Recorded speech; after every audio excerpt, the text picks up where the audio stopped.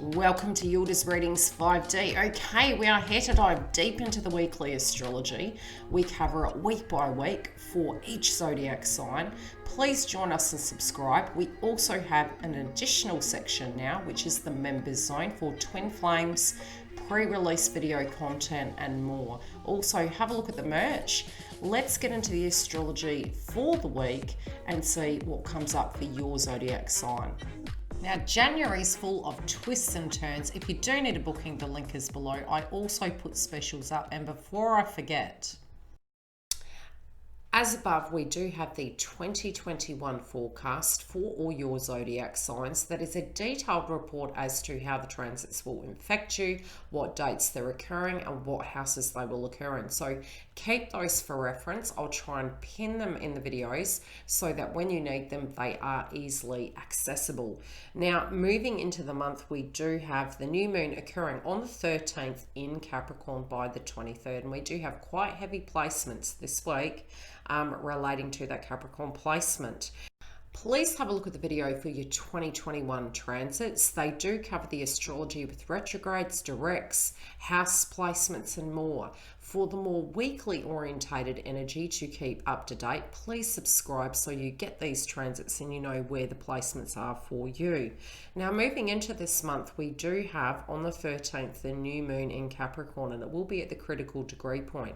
So any aspects linking to Capricorn are deeply important that you really focus on to get the best out of this week so that you can have that brand new beginning by the end of it. We also have Mercury in Aquarius, and that occurred on the 8th, and it will continue.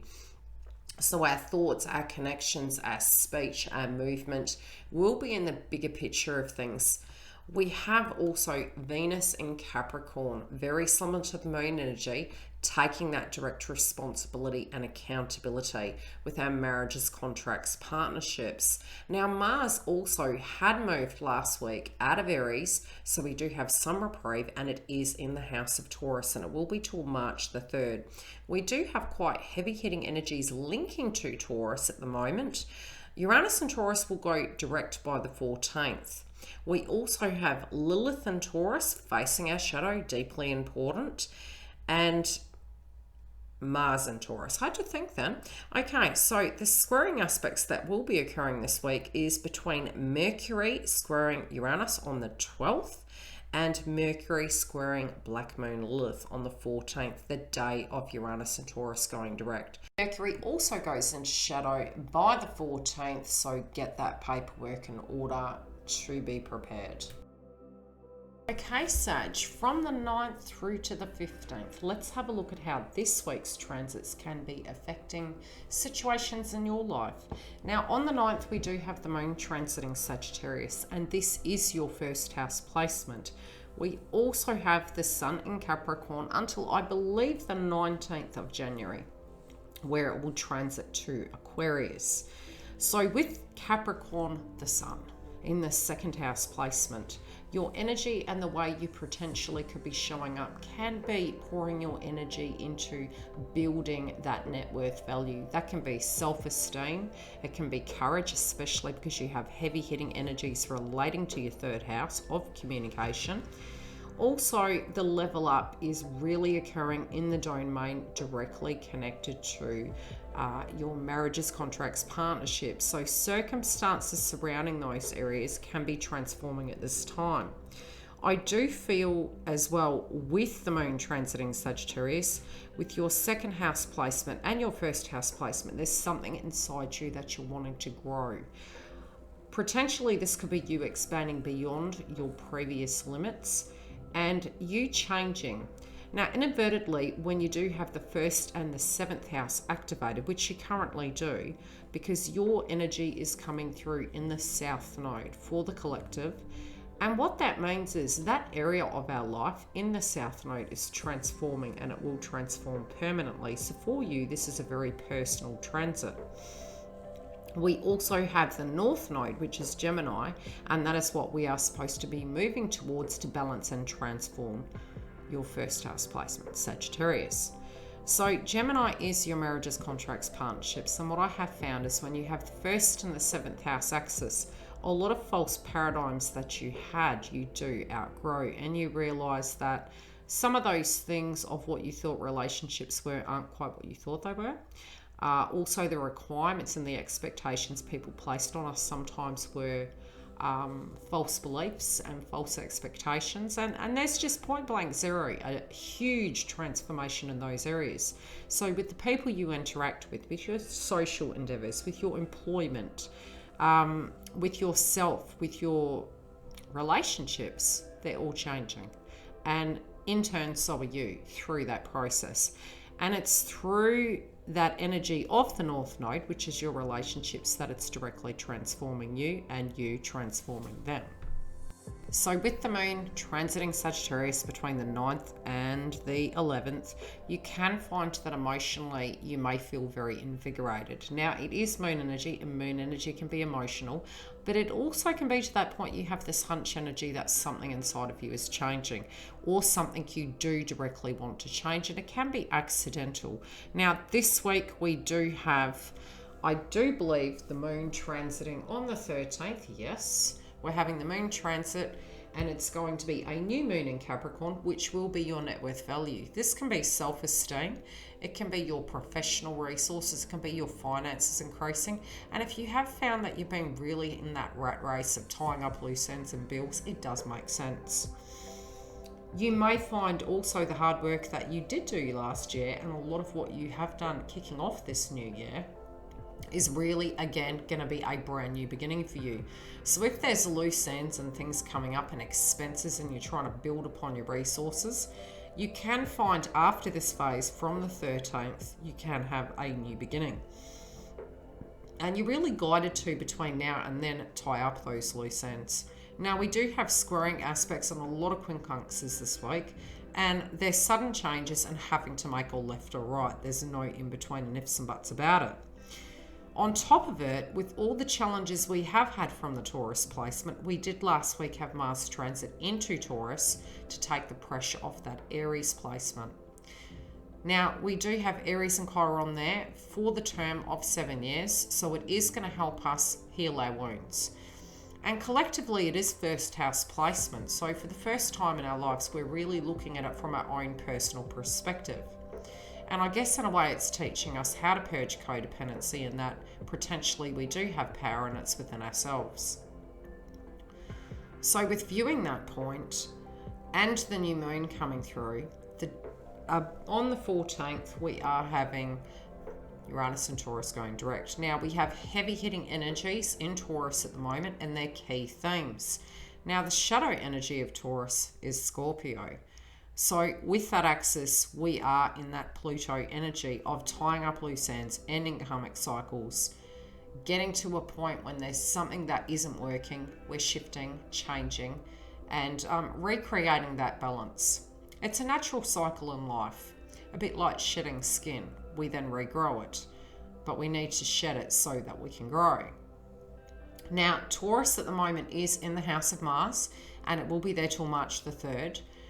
So situations relating to your 6th house, your health, your work ethic, your level up, your healthy boundaries, your daily routine, fine-tuning those things, you're in quality control. Also with the moon transiting Sagittarius, you can be coming to a point where you're looking at your life and you're wanting more for yourself. But it also can be just a very, very personal energy, and you can see where you want to go.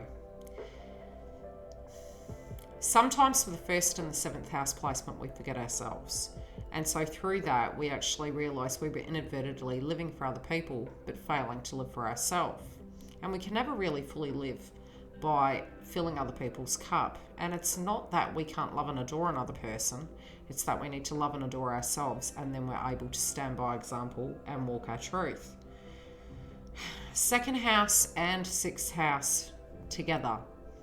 If emotions aren't balanced, yes, there can be self-esteem energies that do transform. There also can be consumption, diet, and, what would the word be? Vices that we use to cope with healing. Now, yes, last week might have been a bit testing because the amplification of Mars transiting out of Aries and into Taurus was taken on a seismic event, really. So agitation was there and a lack of sleep. Now, with the focus of Taurus, you're deeply guided to, with these Taurus placements, to really, really focus on your 6th house.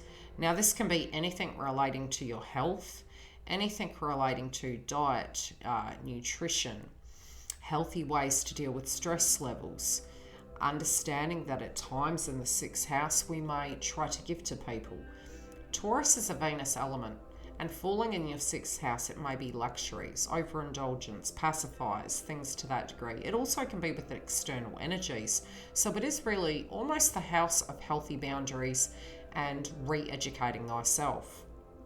And it does teach you very pivotal lessons, but it can be very beautiful as a major asset in your life. So with this, yes, health, diet, nutrition can come up. Definitely there can be other subjects relating to your daily routine. Really, jotting down what you need to get done and setting those targets and really achieving those things to take the internal pressure off, so that you can have quality time in other areas, but you can have the physical growth through the direct efforts and energies you place in it. Now, by the end of this week, we also will have Mercury going into shadow.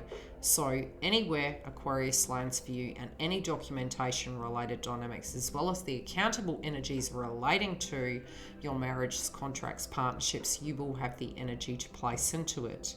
Now, there can be complications during the month and intensity, but it doesn't mean to say that you can't move through that process and achieve a grand transformation. Now, by the 12th, we are having the moon transit Capricorn also. So you may have a higher clue as to what you can do at a financial level. Your emotions and your energy can be poured into that, as well as the energy you shall have to be able to achieve that, providing you stay organised and apply yourself in these given areas. At times during the week, it can be a little bit testing when it does come to our connections, because we do have major squaring aspects, we have oppositions and quincunxes. And I really wanted to get this video down to a point where I could have a conversational piece with you to interpret the astrology, but put it in common English so you understood situations that potentially can play out. Now, the heavy energies of Taurus, it's paving the way, and like I said, it'll be there till March the 3rd. It then does transit over to Gemini, which is going to be your relationship sector. So in that, we have Black Moon Lilith in Taurus, we have Mars in Taurus, and we have Uranus in Taurus gearing up, getting ready to go direct on the 14th. So any themes relating to your health, your level up, you showing up at work and getting things done, really changing the way people are observing you as a boss, as a human being in a contract, in a connection. This 6th house placement is the house of healthy boundaries. It's also not overgiving, under-delivering. It's managing those areas, getting those things on point. There also can be subjects from the 6th house relating to pets and animals. With it, if you can correct these things, Mars in Aries moving out of there is handy. Now, Mars in Aries, let's have a talk about that for a little bit. This connects in with your 5th house. Now, this can be creative projects, it can be pastimes, it can be subjects relating to children. It can be value systems, co-creative energy, birthing of things, and your Jupiter energy. So wounds at the moment can stem from that. Trying to create something and then, an inability to see it flourish. Or people stealing your ideas and taking your ideas. But you do, from Aries and Chiron's position, there will be wounds in some shape or form, either connected to romance, children, luck, hitting that domain. Now, that Mars has transited out of that location and into Taurus with structure, those 5th house placements can be achieved now. And as wounds come up, you will find during this week triggers can come up. But you'll also find you'll be able to handle them better than you have before, and the pressure will alleviate as we leave this month. Now, you can instantly feel that release potentially this week. because it did transit on the 7th, but there's still potentialities that we can have that residue energy, but Mars is quite fast moving. So yes, at first you may find in that second house placement, there's a lot of responsibilities. And the 6th house placement, it's an important time to level up in those domains, and it will be hitting you. So if you're having a burnout and you're working too hard, it can come up in the 6th house. If a health-related dynamic's hidden, it can come up at this time. And again, I'm not a doctor, this is astrology. It's from astrological aspects and interpretations. Separately, it is a good time to look at, with Aries and Chiron, which is still there for 7 years, all up, when triggers come up relating to Mars, which, let's have a look at the dates when this can come up for you. It will be, and we'll do weekly forecasts, pretty much from the 19th, we are having the moon transit Aries. So things to do with Aries and Chiron can come up in moons relating to children and luck. But remember, on those dates, don't allow that to hold you back, because it is a trigger point. You're diffusing it, you're challenging it, addressing it, changing it, and moving forward. And there are setbacks, and you know, things do happen to good and bad people, as we say.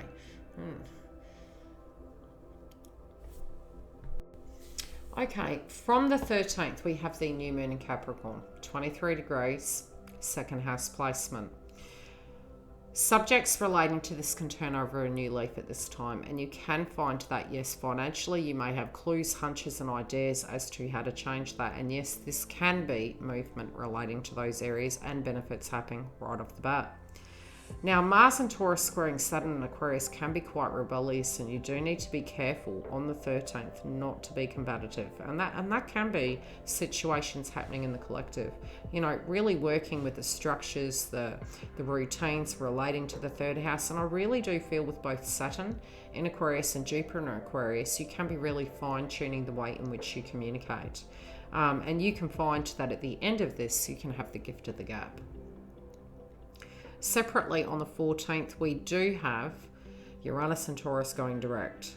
And it is quite a heavy-hitting day on this day, but you do have also beautiful aspects when it does come to your marriages, contracts, partnerships, and the responsibilities inside of it, and the values growing.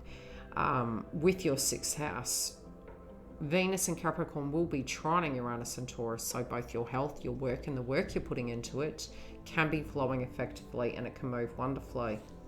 Now, the big thing is, with Uranus and Taurus going direct, on the same day, we are having the Sun in Capricorn, which can be egoic, and it can be a circumstance you're dealing with. Hitting your 2nd house placement, there may be a last-minute bill. I'll just say, it's 2nd house placement. There also could be a beautiful aspect where money could come in. It is making a conjunction to Pluto, so you may ultimately be able to tie up loose end at a financial level. There also can be a window of hope when it does come to net worth value increasing because of the hard work you put into that. Now, Mercury also will be squaring Aquarius. Mercury in Aquarius will be squaring Black Moon Lilith. So caution of your communication on the 13th and your movements. We can face our shadow when it comes to both good and things maybe we didn't do so great, but it's integration. Squaring aspects can be more integration, tension points, frustration, but you can find sudden changes relating to Uranus and Taurus going direct, and this can happen pretty instantly. It is very fast moving. So subjects relating to your work ethic, how it's gone, the effort you put in. Subjects relating to health, you may have had challenges relating to that and felt like you couldn't challenge some of those situations. You may find as it goes direct, you have an instant epiphany, especially with the moon this week transiting Sagittarius. I do feel you're internalizing things, reflecting, and really implementing it. You are directly in Jupiter energy. Currently, yes, you have the energy in your zodiac sign because you're connected to Jupiter in two ways. The old, which is the south node of Sagittarius and how Sagittarius used to be, and Jupiter currently is in Aquarius. So you're going to be on fire this year, and in a very good way. So please trust the process. I will see you next week. As I mentioned, there are quincunxing aspects.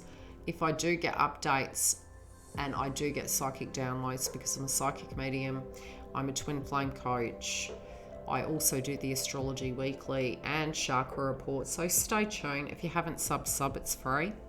And separately, if you do want this content ahead of the game of YouTube, feel free to join the membership. Also, I have merch that is able to be designed by you. Also, you can chop and change and shift it up. I'll see you next week, guys. If I am live, I'll put a message in the community tab. I hope you've enjoyed it. Please tell me how this relates.